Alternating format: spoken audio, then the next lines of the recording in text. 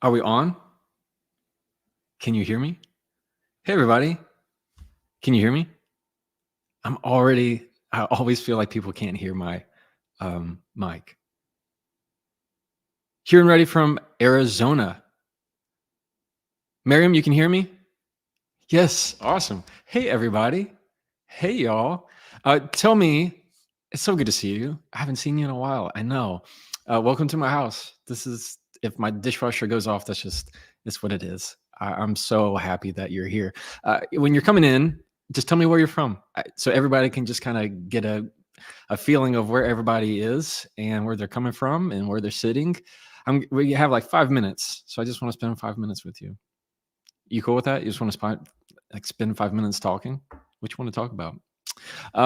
So right when I started this with y'all, we hit 4 million on Instagram. How wild is that? Right after I finished, I had a coffee date with my mama, and we sat right there, and I was like, okay, I gotta go. And then later on, I saw that we hit 4 million. That's amazing. It's very cool. Oh, I am so I can see off to the side comments. They come too fast for me to read them, but I just want you to know that I can see them. Very cool. Nellie's from London. Renee, I will give you a book update, I promise, but it's going well. It's a lot, but it's going well. Hey, Jackie. Boston. Ronald's in Boston. Corey says, let's go. Thanks, Becky. I appreciate it. I'm so excited to be with y'all today. How to handle difficult conversations when you're dealing with difficult people. It's like one of my favorite topics. I could talk about it for a long time. I don't know if that just makes me nerdy or what, but it's okay. I don't mind being a nerd. I don't mind being a nerd. I'll own it. Eve is in Las Vegas. What's going on? Beth's in Toronto. I see everybody in there. It's so good to see all of y'all. I'm gonna wait to start. So give people time. That might be on their lunch break. That might be, I don't know. I don't know what time it is in your neck of the world. We say neck of the woods here. Ramona's in Sweden. Sevil's in Turkey. Laura's in Milwaukee. That's crazy. Hey, everybody. I'm so excited to start with y'all. Do you have pen and paper? I hope you do. Hope you do. We're going to go to school today. I'm going to ask this at the end too, but I want to talk to the people that are with me right now. Okay. So I've been really praying a lot about this podcast, how I should do it. A lot of podcasts you see now do interviews, and I don't, there's a lot of those. You just interview. What would you think about if my podcast was just this 15, 20, it doesn't have to be a full hour, just even 20, 30 minutes of just this, talking about a topic. I don't know. What do you think? You're the one watching, so I care about you. I care about your opinion. So if you have thoughts on that, let me know. Email me, DM me, whatever. Very cool. Hey, Flower. That's awesome. Hey, Beth. Hey, Christine. Corey says 20 minutes. Awesome. Hey, Ryan. What's going on? Joe's on board. Shorter the better. I mean, my videos are already like 45 seconds. I try to keep it super short, but sometimes people they need more. They want more information. So having these master classes are a really cool way because it's a whole hour long, and it makes me, it feels, I'm honored, honestly, to be able to spend this time with you. And I feel like when we're doing this, that we're together. Like I'm just sitting across from you. I can see you in my mind. I can feel that you're there. And when I'm in my car making a video, that's a little bit different. You know, I'm just looking at my phone. But here, when I can see the comments that come in, it really, really like just warms my heart. Okay, it's 11:59. I'm super, super excited. Let's put up some slides. Yeah, can you see them? These slides look awesome. Very cool. Sally says, that sounds good. Ruth, what's up, Ruth? Tracy likes it. There we go. Very cool.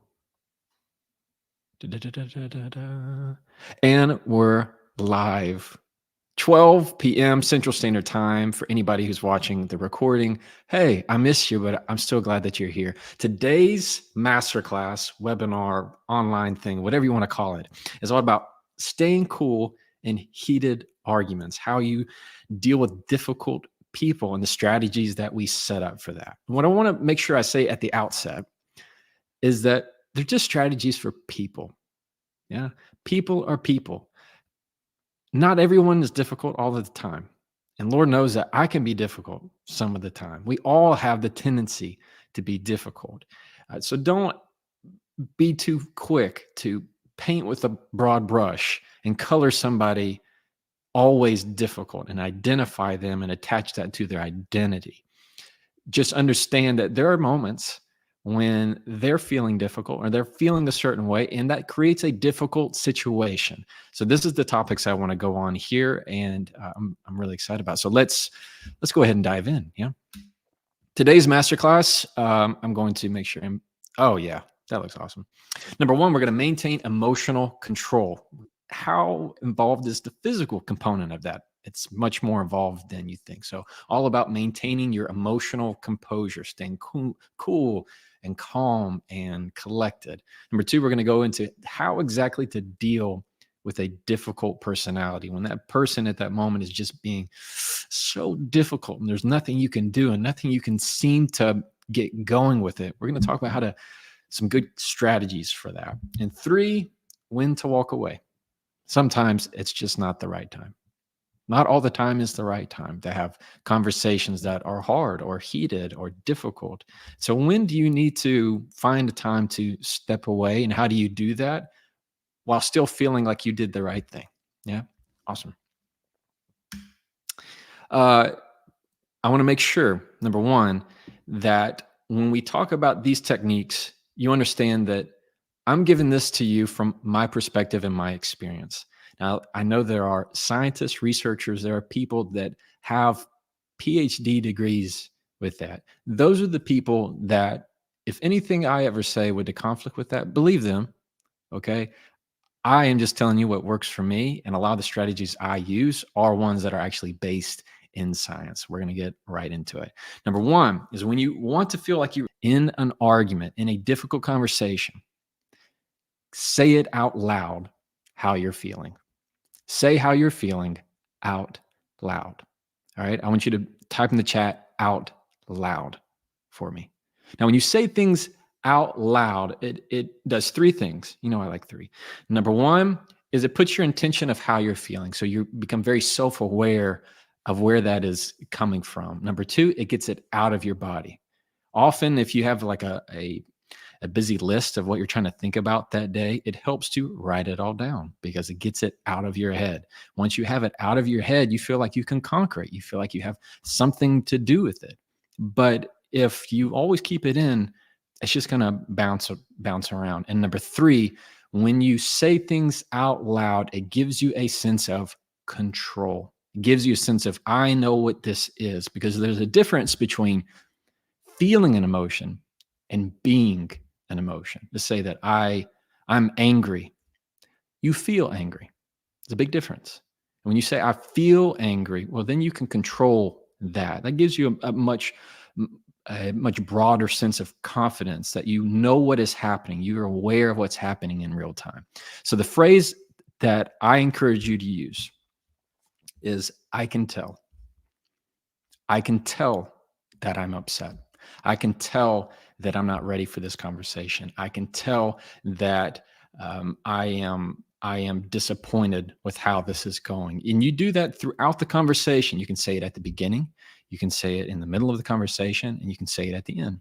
For example, if you say that before you even get into the conversation, you say, look, I can tell I'm not ready to have this yet.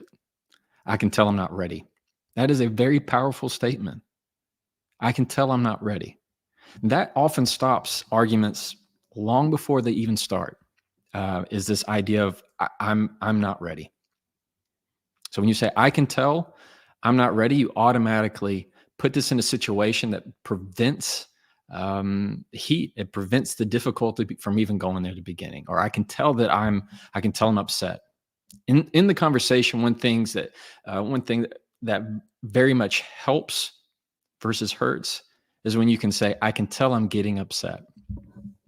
Just to say that out loud, it lets the other person know how you're feeling, rather than just guessing or trying to figure that out. I can tell. And at the end, it's also good to say, I can tell I'm not over it yet. Just to be honest and be transparent. I know we had a great conversation and I appreciate what you told me. I can tell that there are still unresolved feelings that I have. Boom. All of a sudden, you now have that. And you now know what it is and you can work on it because you've said it out loud.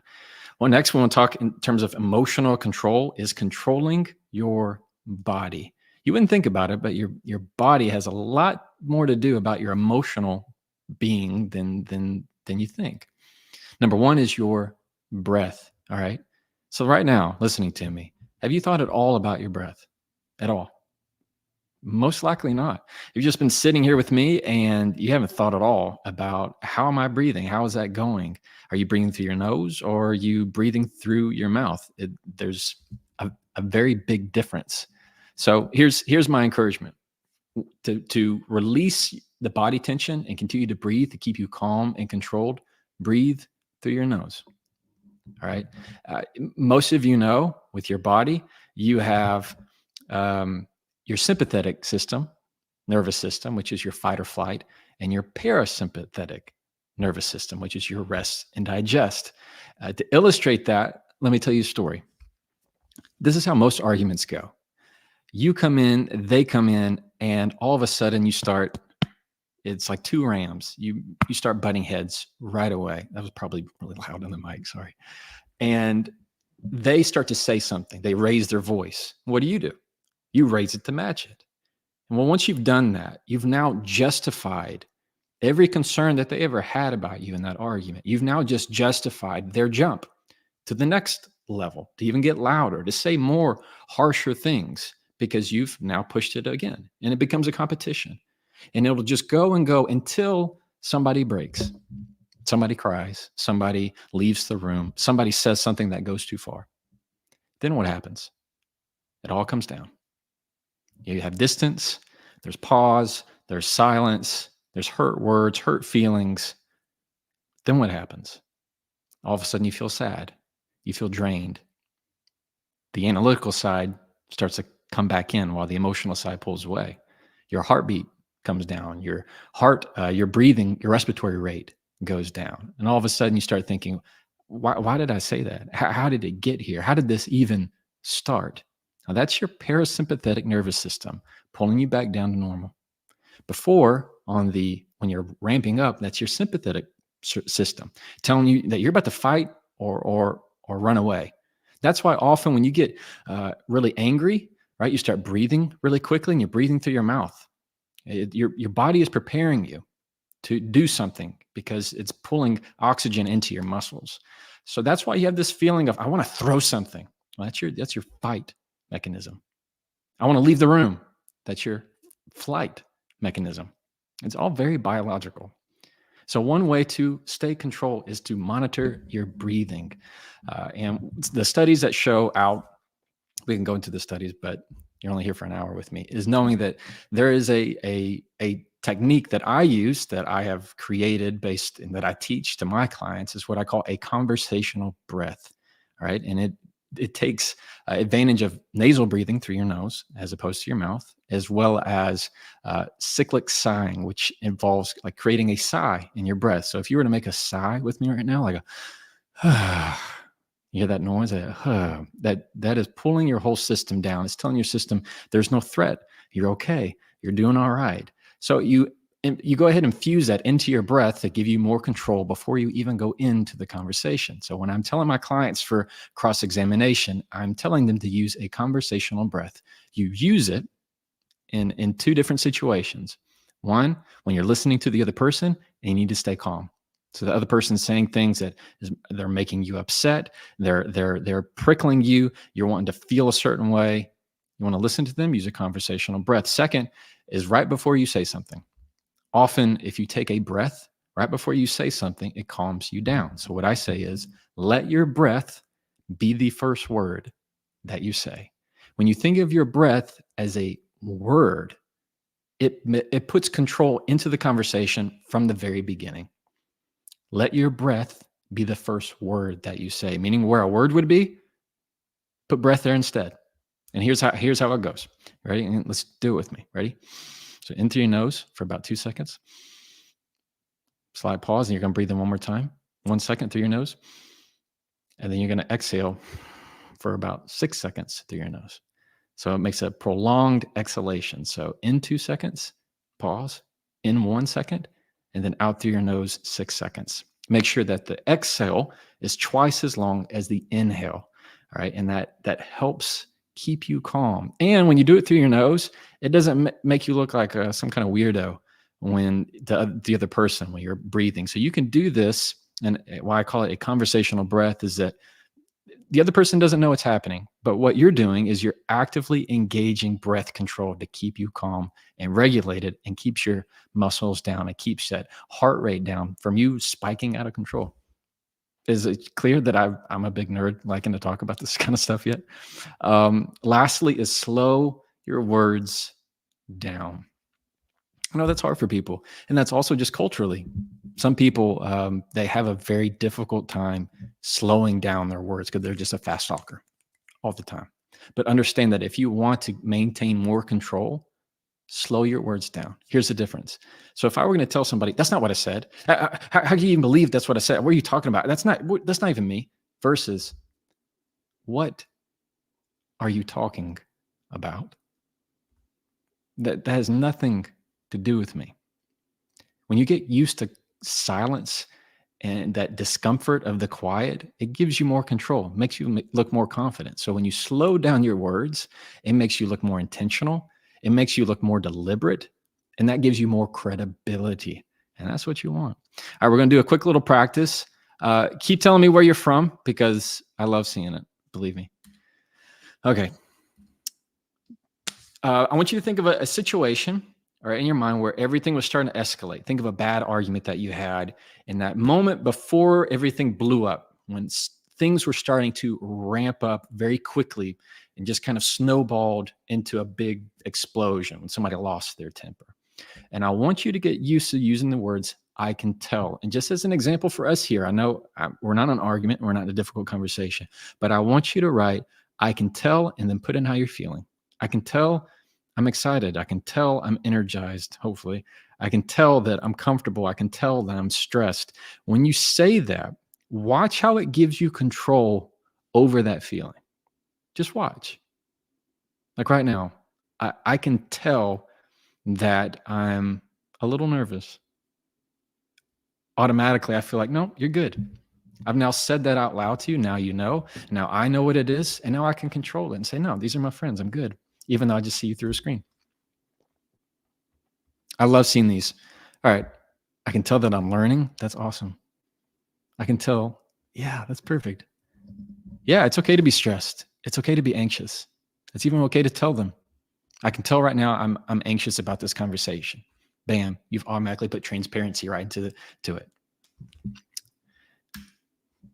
I also have, they're making sure that we'll do a Q&A at the end. So I want to make sure that I watch for that. Part 2 is dealing with the difficult personality. So what do you do when the other person is just not listening? They are frustrating you to no end. There's really nothing that you can do to move the needle, right? Is to, number one, pick your battles. What my dad would always tell me is don't make that your Alamo.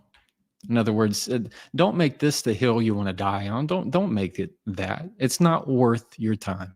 What I tell people, and I know you've seen videos of this, when to stand up for yourself. All right. The biggest part of when to stand up for yourself, or how to stand up for yourself, is knowing when to do it.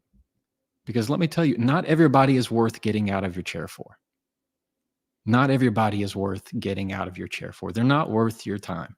You know already it's going to be a futile exercise. You already know that it's not going to be something that energizes you. It's not something that is going to teach you. it's just going to cheat you of your time and your emotion, and it's not worth that. So how much do you want to protect your peace? Know that you need to pick your battles. Not everything needs to be a difficult conversation. Understand you can remove the difficulty of it by not having it at all. You can delay it. You can push it off. You can choose not to have it. You have the control to make sure that nobody can make you say what you don't want to say. Understand, if you made me say that, no, they didn't. You have complete control over exactly what you will and what you will not say. And what you will not do, because you have watched this and you're listening to me, is you are not going to waste your time with people who have no interest in trying to listen to you, no interest in trying to improve or find any way to find a solution or compromise. You're not going to do that. So pick your battles. Yeah, maybe you've, sure, if you want to let them take a few pawns, let's say it's chess, you're going to have to give up a few things. My pride, my ego. You're going to have to give up some few things, but understand it's the long game here. You want to make sure that none of these people are taking advantage of you. That's very important. Next, we want to talk about ways to pull down defensiveness. Often when somebody says something in an argument and they're heated about it, maybe they're yelling about it, it's very tempting to come back and say, well, you, that's what he does it. Me? Well, what about you? Use that you word. All of a sudden, bam, their defenses go up every single time. It's not going to go well. They want to know that you've acknowledged them. How many times have you been in an argument with somebody and you have a point that you want to say and they don't even acknowledge it? They just talk about their point. Yeah? If that's happened, let me know. Tell me in the chat. You have something to say and you just said something you thought was eloquent. You thought you said something that made sense, something that was reasonable, and they didn't even acknowledge it. They said nothing. They just continued on with their point. Well, you have the ability to stop that altogether. So when somebody says something, when you're on the reverse side of that, and they go off on a tangent, you can pull down defensiveness when you begin with, number one, telling them what you agree with. You don't have to agree with what they said. You're not saying they're right. You can go macro. You can go big picture. Say, I agree. This is worth discussing. Bam. All of a sudden, they feel acknowledged. They feel heard. I agree. This is worth discussing. I agree. This is an important topic. Tell them what you agree with. Number two is tell them what you've learned. After listening, I've learned that this is very important to you. What I've learned is that you feel slighted at the fact of X, Y, and Z. What you've learned. When you say what I've learned, they feel like their words didn't fall on deaf ears. They felt like they've taught something. They feel like they have benefited some way to their own understanding. And that pulls down defensiveness, which gives you more control. And lastly, you want to tell them what's helpful to know. It's one of my favorites because it sounds easy and it sounds casual. And so when somebody tells you something, even if it's not great, even though it's something that is hurtful, it's okay to say, well, that's helpful to know. It's helpful to know. It's helpful to know that you feel a certain way. It's helpful to know. Just that phrase right there, even by itself, does a lot of good because it acknowledges them. They feel like, oh, okay, yep, I have helped. I have helped my own understanding, pulling down defensiveness once again. Those are some of my favorite phrases because they work almost every time. And lastly, less is more. I think I did a video on this not too long ago, but it's almost guaranteed that the longer your response, the more questions you're going to get. The longer your response, the more opportunity you create. So think of it as a line, okay? You think of what you're saying as a string. So let's just say it's a string of consciousness. If what you say is very long, a lot, then what you're doing is providing opportunity along the way for misunderstanding, tangent, misdirection, misinterpretation. The longer you talk, the more words you give, the more detail you give, the less concentrated it is. So when you use shorter words, shorter phrases, You leave no room for interpretation. How many times have you had, maybe even in a text, right? You get somebody who just goes, and they send a huge long text, or maybe you did that. And then all they did was just pick out one sentence and address that. And they ignored everything else. It was too long. You gave them too many options. People don't like that many choices. So when you frame conversations shorter, to give them less opportunity for misdirection, it's going to improve your conversations. Let me tell you what I'm talking about. If I come into a conversation and I tell them, look, I want this at the end of this conversation, I want us to end with X, Y, and Z. That's my hope. Well, bam, I've given them a choice right there to follow that. But what I've made it very clear, this is how I want it to end. Versus if I just start talking and they don't really know where I'm going, they're going to guess. People with ADHD, a lot of the times, they have a very fear of, where's this going? Where's this going? They don't know what their mind will do is typically go to the worst case scenario. Oh my gosh, they're unhappy. Oh my gosh, they don't like this. Oh my gosh. And they'll think all the negative things. When you frame it up front, right, you give less choices to the other person, making them more comfortable with what they're going to say and what you're trying to say. So what they hear and what you're trying to say. Less is always more. So you keep your sentences short and sweet. So if you're talking with a difficult person, when you use phrases that are shorter, it's always going to go better every single time. It's much better to ask them, or for them to ask, do you have anything else to say? Or to ask if you have any other input, than assuming that they're wanting you to say more. It's almost never the right move. So we're going to do a quick exercise. This is all about why. So in the chat, I want you to say no more why. W-H-Y. When you hear the word why, how good does it feel?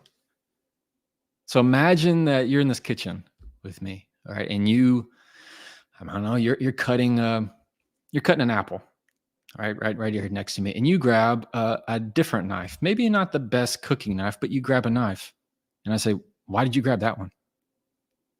What do you feel like when I ask that? What do you mean, why? Because I wanted to. That's why. Who are you to ask me why? We don't like it. The word why is almost always a challenge, like a quiz. Why would you say that? It doesn't feel good. Especially doesn't feel good to difficult people or difficult conversations. It only makes it more difficult. So instead of saying why, I want you to practice more of saying what or how. One of my favorite phrases to use is how so. Whatever they said, you can almost always come back with how so. They'll be happy to explain it more. How so? It's not confrontational. It's more of your learning.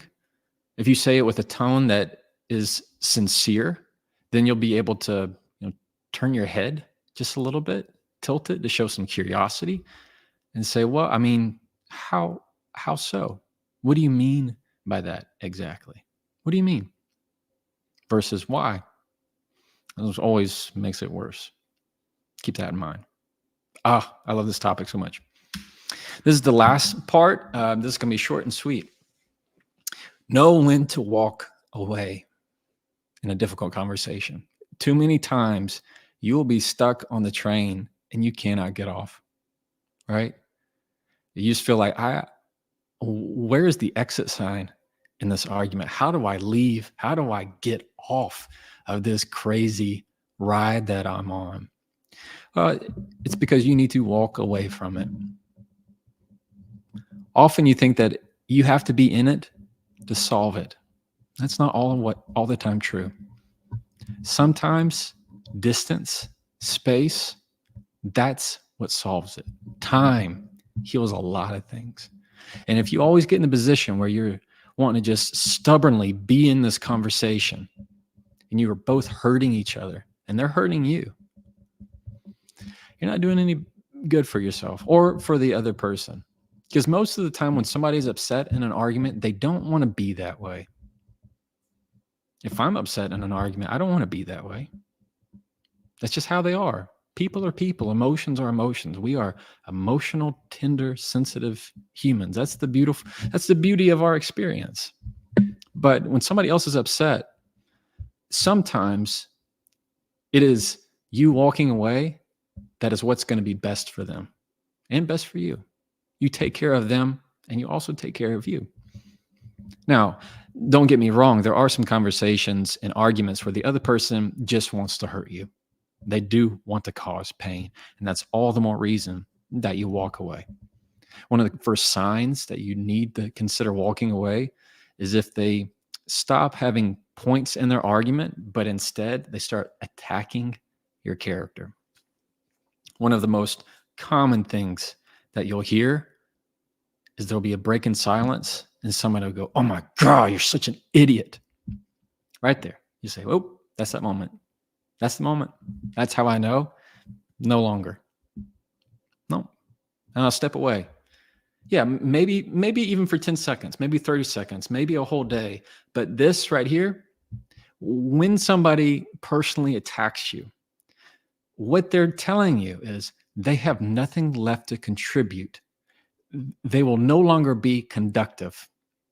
Anything that you and the other person have to say from then on is not going to be conducive to the conversation. There's no conduction. There's no circuit. The light's off. Circuit's broken.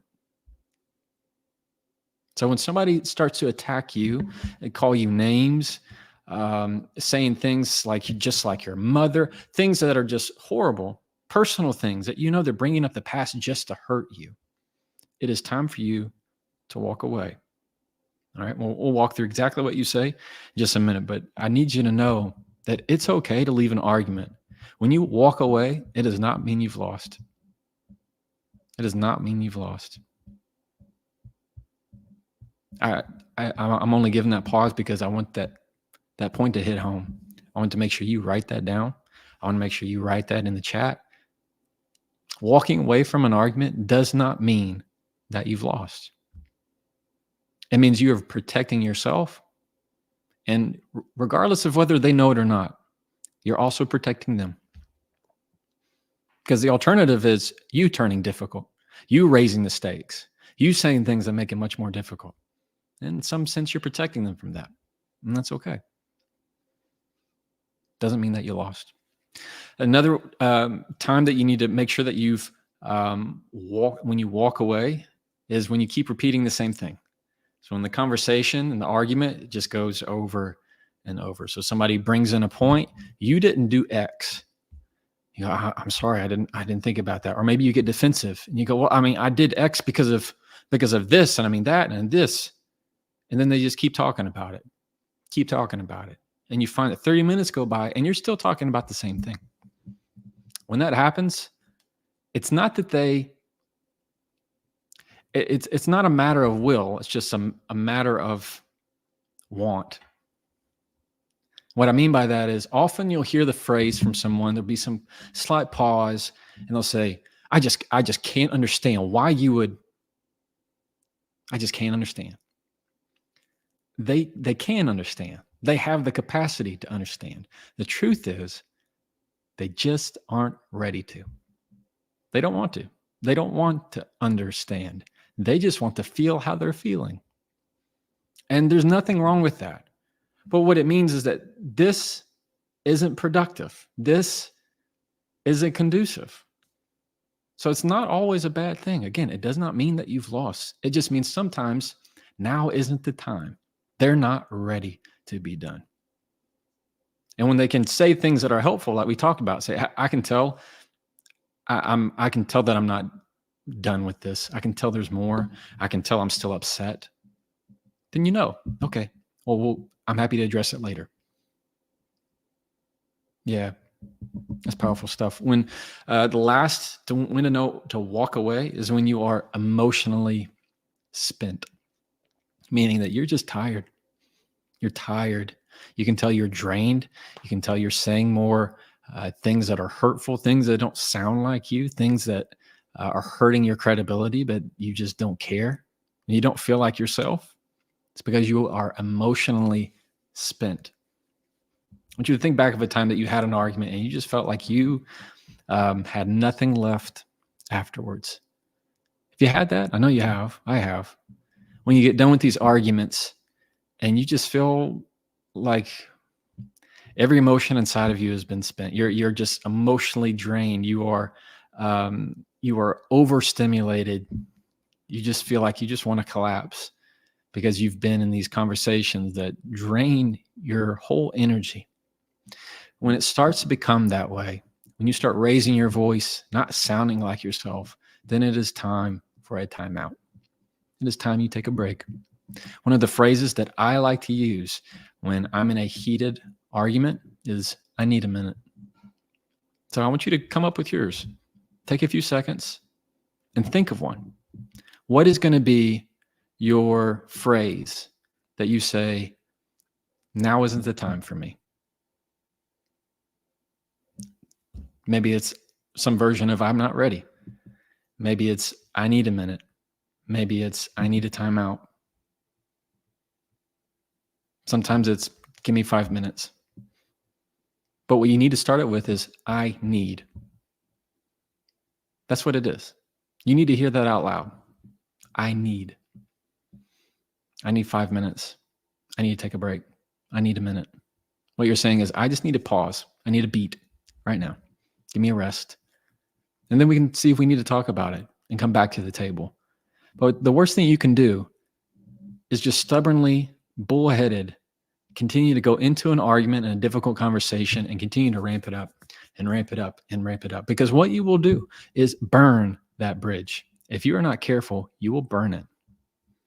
If it's somebody you love and there's love there, that's different. And sometimes you're with family. There's no way to get out of that. It's just family. Family's family.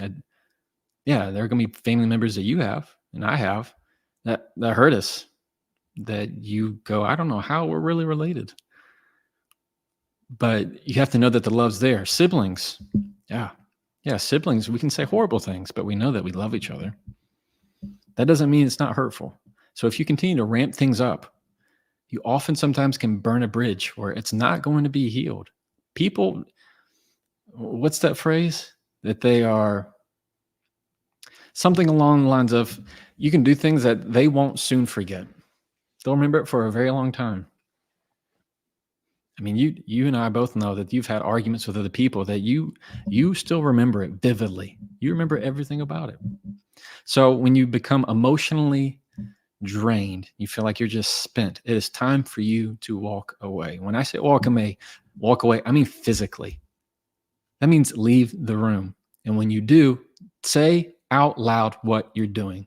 It gives you more control. It makes you sound more assertive. To say, I'm going to leave the room now. I'm going to hang up the phone. Say it out loud. If you just hang up, it makes you look weaker. If you just leave the room, walk out, it makes you look weaker. But if you say it out loud, you declare it and say your intention, I'm going to leave the room. I'm going to hang up this phone. What it does is signal, I have said something and I have fulfilled it.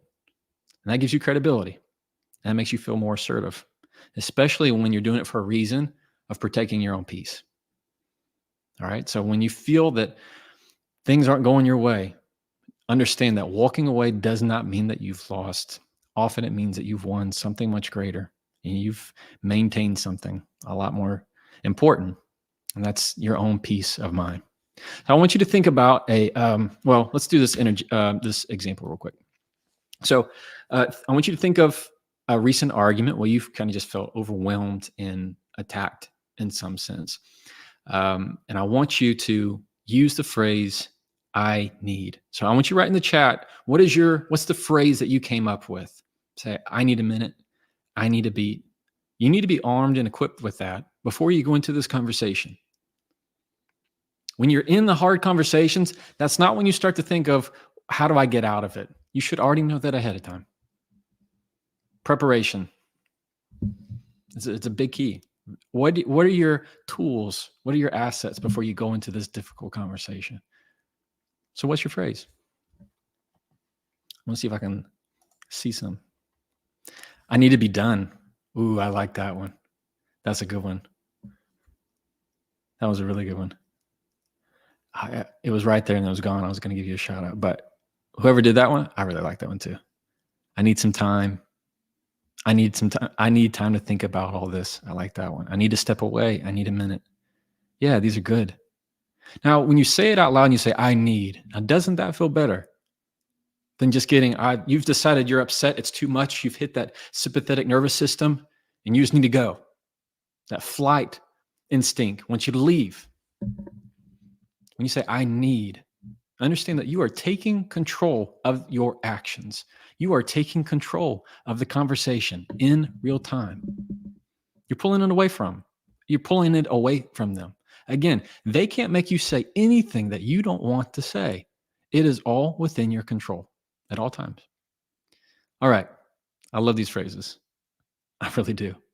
So I want to, I like this one. Real quick this one says, I need to take a walk. So in our old house, my wife and I, we had a mailbox that was probably maybe a solid 1 minute walk, 2 minute walk. And so what we would say when something got heated was, I need to go check the mail, whether there was mail or not. So what that would mean was whoever said it, need to go outside, walk the driveway, and come back. And when we came back in, we always had a much better conversation. But that happens. But yeah, that reminded me of ours. I need to go check the mail. Okay. So here's some things let me see what this one is. Before we conclude, all right, I'm going to go through this exercise with you. Will you stay with me through it? I want you to go back in your mind and think of a very bad argument that you had. It's not going to be easy to find. You'll probably remember it pretty quickly. Might have been recent. It might have been something from when you were a teenager or in your 20s, 30s, 40s, 50s, whatever it is. Think of a really bad argument. And I want you to think, when was the moment in time, if you could slow it down, when did it go bad? When did it turn south? Because in every conversation that turns difficult, there is a ignition point. There is a point where the friction just gets too hot, right? Something rubs you the wrong way. What they said rubbed me the wrong way. Their tone rubbed me the wrong way. The face, just how they looked, rubbed me the wrong way. Well, that creates friction. And too much friction creates what? Heat. And before you know it, you're on fire. So think in these moments back to that argument. And I want you to imagine, this is what I walk through with my own clients, okay? This thoughts of projection and what you can learn from it. Imagine that argument is on the big screen, all right? I want you to type in big screen. Imagine that argument on the big screen. You're sitting in your seat, you have your popcorn, your soda, and you're watching it. Watch what happens when you first come together. How do you first interact? When you first see each other, when you're first on the call, how do you sound? That's what I want you to focus on. What is the frequency? What's the frequency? So anytime you have a conversation, you and the other person have a different frequency, like a radio station. So maybe like here it's 94.1. If you want old country classics, 97.1. How I tune in to you is how I'll hear you. And often in an argument, you're talking at different wavelengths, different frequencies. So you have to turn the knob and tune into each other. So how do you sound when you first get into this argument? And what begins to happen as it starts to turn south before you hit this ignition point, this pivotal point, this tipping point before it starts getting too far? How do you sound? And I want you to imagine that as being played on the piano. I love music, so just go with me. Hear the music. Imagine that you can't hear the words. You're seeing your mouth move. You're seeing the facial expressions, but put music behind it as if you're playing piano keys. Maybe they start like light, high end of the keys. It sounds light. It sounds pretty. And all of a sudden, it starts to turn heavy. Before you know it, when you get past that tipping point, it sounds like a cat is walking on it. It sounds like my 4-year-old is just slamming the keys. You're saying things that are off. You're saying things that don't sound good. Sometimes if I were to shout at you right now, what would you do? You'd wince. We don't like it. Our body goes, ugh, that's terrible. Well, when you yell, their body does the same thing. They don't like it. When they yell at you, you don't like it either. How is your tone? Tone makes a big difference when it comes to frequency and how you sound to the other person. So if somebody's very difficult, this is my point. When somebody is difficult and already high up in frequency, they sound like they're hitting the low keys, they're mad, they're stomping through. It sounds like a cat walking across the piano. It is your chance at that moment of time. What frequency are they at? And how do you pull it down? You don't do it by playing the same key they are. You lower your voice. You slow your words down. You control your breath. You find these ways that when you start to say, hey, what's going on? And really mean it with genuine curiosity, it also makes them match your frequency. When people talk together, there's a reason why a lot of friends, they're like the same person because they talk at the same frequency. I know people who talk very, very fast. When they're around somebody who talks very fast, they don't miss a beat. So when you can they will want to match your frequency. So when you talk slow, when you sound nice, when you give a tone that means that you care, you also pull down their guard, their defenses, because they want to match you. That's all about maintaining that control and that confidence to stay cool in heated arguments. I could talk for a really long time on this, but I don't want to take up too much of it. I want to make sure that I hit our Ask Me Anything. So I'm going to look at it right now. First off, if you're enjoying this, by the way, could you just give me like a thumbs up or a yes? If I can see that we're all good. Oh, the comments are so behind. Oh, from what I see. Man, I'm so excited just to have you. All right, here's one. By the way, there's shout out to Lauren and Brittany who are helping me with monitoring comments and everything in the background. It's big help to y'all. So big shout out. I'm not doing this all by myself. Not entirely, but I am alone in my house. How do you feel with someone whose default is making every issue life or death? Ooh. I'll say it again. How do you feel with someone whose default is making every issue life or death? So what that question goes to is how do you deal with these people that everything's important to them? Everything's life or death. Everything matters. Understand that if that's you or if that's somebody else, if everything matters, then nothing matters. If everything is life or death, then nothing is.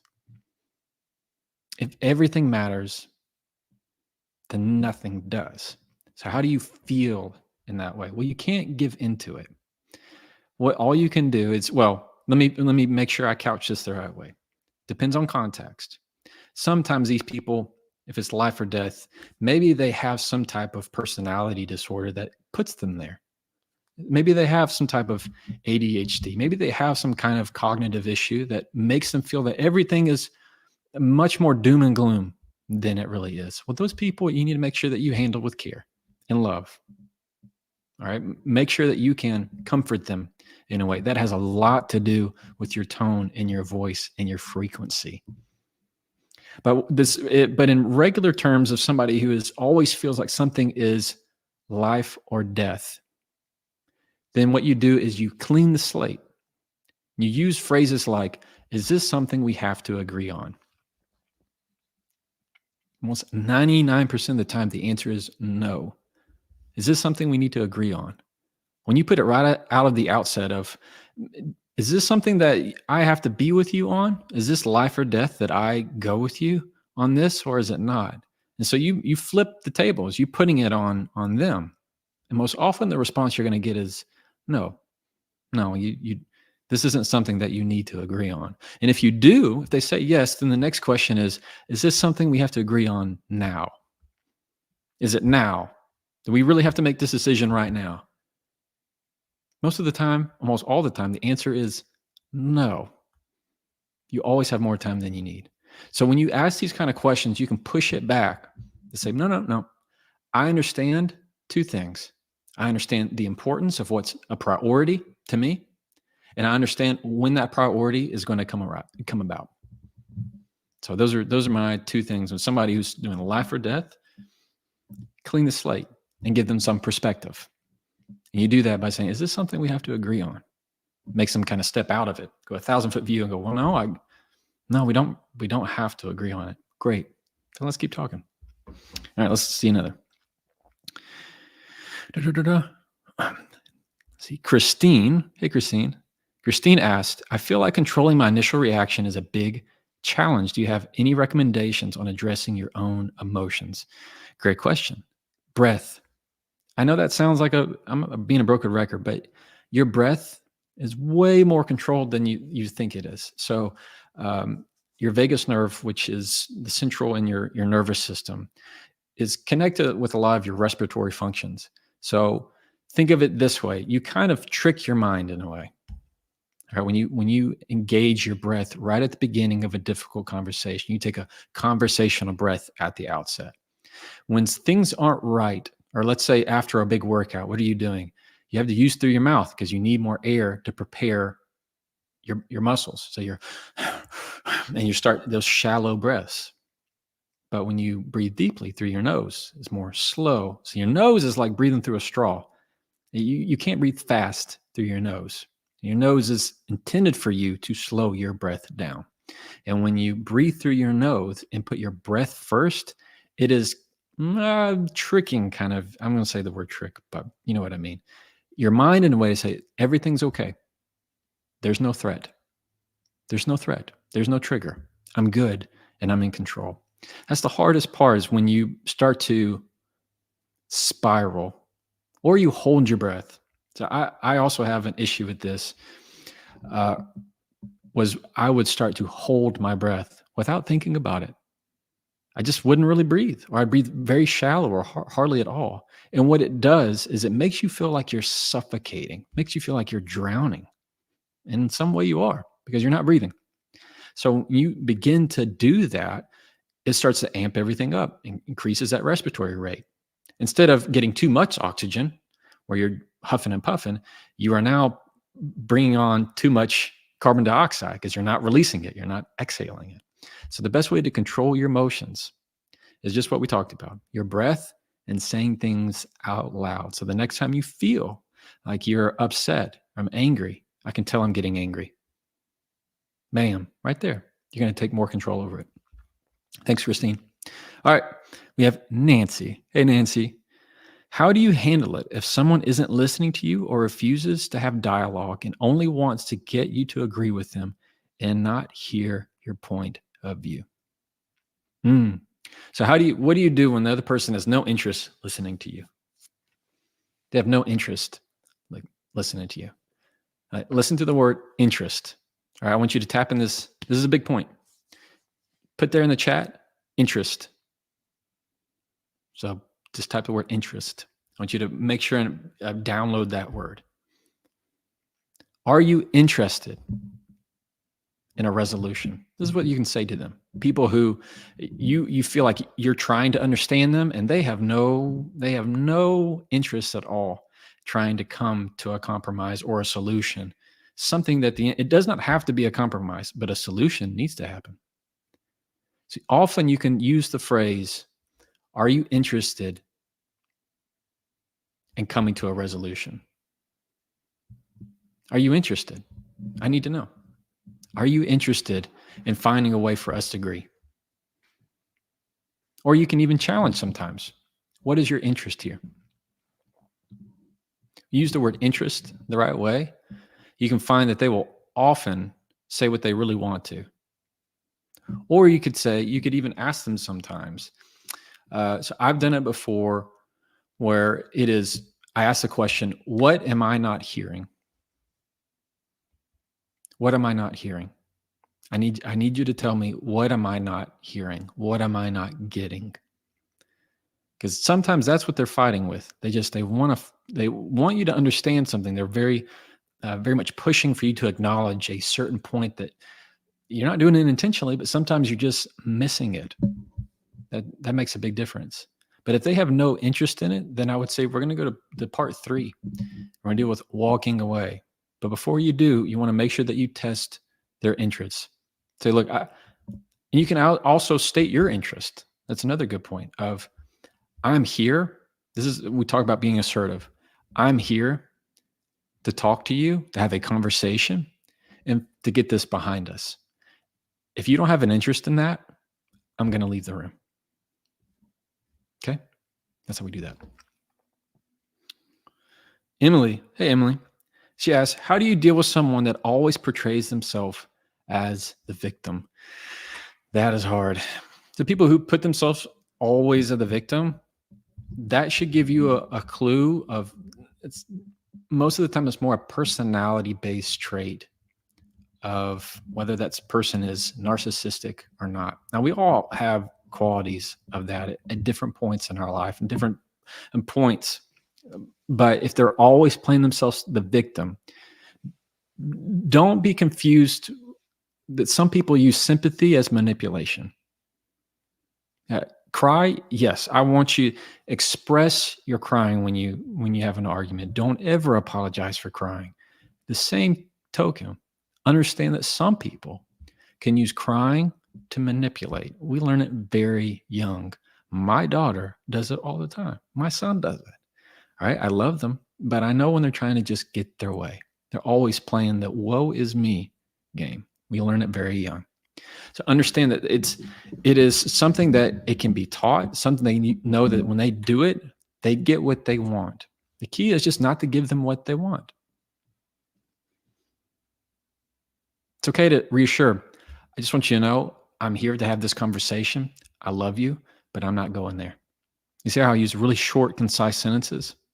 I'm not saying, hey, I just want you to know I'm here for this conversation because, I really care about you and I'm always here. And you remember that time when we were kids, and you just go on and on and on. Short, concise sentences. I'm here to have this conversation with you. I'd love to find a way to work through this.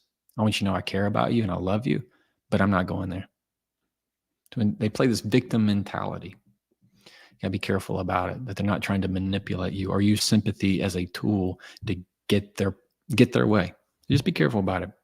That's where the power of discernment really comes in, to understand what's really at play here. The answer will come to you. Kathy asks, what do you do if you already said something heated? How do you recover from the conversation? What do you do if you already said something heated? How do you recover the conversation? So say you said something that went a little too far. Oof. You got burnt. You got burnt.